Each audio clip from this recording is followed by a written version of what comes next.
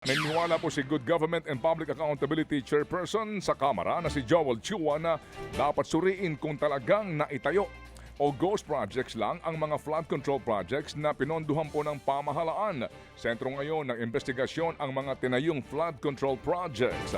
Kasama daw po sa titignan ng Kamara ang inilabas pong listahan mismo ni Pangulong Bongbong Marcos Jr.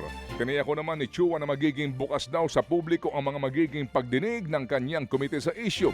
Lalo pat una pong isiniwalat ni Baguio City Mayor Benjamin Magalong na may mga kongresista na sangkot umano sa katiwalian ng mga kontratista. Bukas din po si Chua na isang independent body ang siya mag-imbestiga sa naturang issue. Siguro anybody except members of Congress. Dahil kung miyembro po ng Kongreso ang mag-iimbestiga, baka mamaya sabihin nila hindi patas. Yan po ang tinig ni Committee Chair Joel Chua sa aming naging panayam kahapon. Demolition job naman ang tingin ni Senate President Escudero sa mga nagdadawit sa kanya sa mga kinukwestyong flood control projects.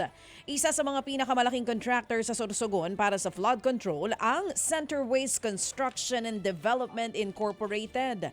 Ang presidente po niyan, mga kapatid, ay si Lawrence Lubiano, na kaibigan at campaign donor daw ni Escudero.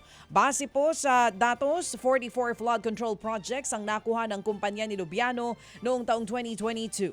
Sa isang press con, inamin ni Escudero na matagal na nga silang magkaibigan. Pero ang giit niya, wala siyang kinalaman sa mga kontrata. Depensa pa ni Escudero, gobyerno o gobernador pa siya noon at hindi siya senador at binuo ang budget noong 2021 pa lamang. Kaya iba raw ang naaamoy ng Senate President.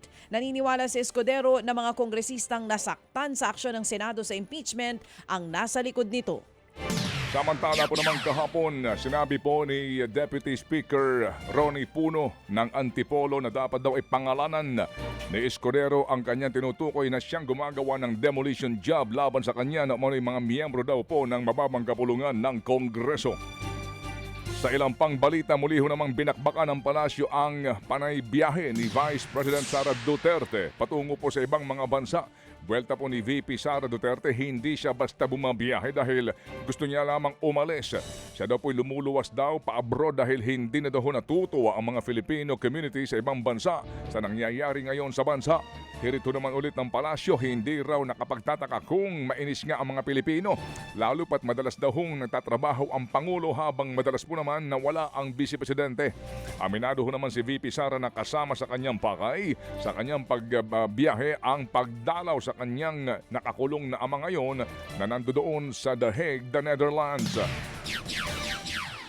Inamin naman po ni Vice President Sara Duterte na tila suntok sa buwan na maaprubahan ng buo ang panukalang budget ng kanyang opisina para po sa taong 2026. Halos 903 million pesos ang hinihinging pondo ng Office of the Vice President.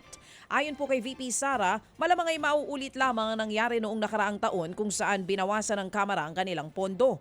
Hindi na raw yan nakakapagtaka lalo't hindi naman daw nagbago ang nakaupong Pangulo at maging ang House Speaker ng Kamara. Samantala po naman sa ibang mga balita, pinalitan po ni Senador Kiko Pangilinan si Senador Robin Padilla bilang chairman ng Senate Committee on Constitutional Amendments. Sabi po ni Pangilinan, challenge accepted. Tinitiyak daw niyang magiging bukas at makatao ang proseso sakali daw talakayin ang tungkol sa pag-aamyenda sa ating saligang batas. Kasabay niyan, muli ho naman pinag-uusapan ngayon ang charter change o CHA. Isinusulong ng ilang mambabatas ang pagkakaroon ng Constitutional Convention o CONCON. Ito'y parang nga daw humaamyendahan ang mga umano'y malalabong probisyon ng ating kasalukuyang saligang batas. Gaya po ng salitang forthwith sa proseso po ng impeachment. Bagamat wala pang pinal na desisyon si Pangulong Marcos Jr. ayon sa Palasyo, bukas siya sa sinasabing CONCON.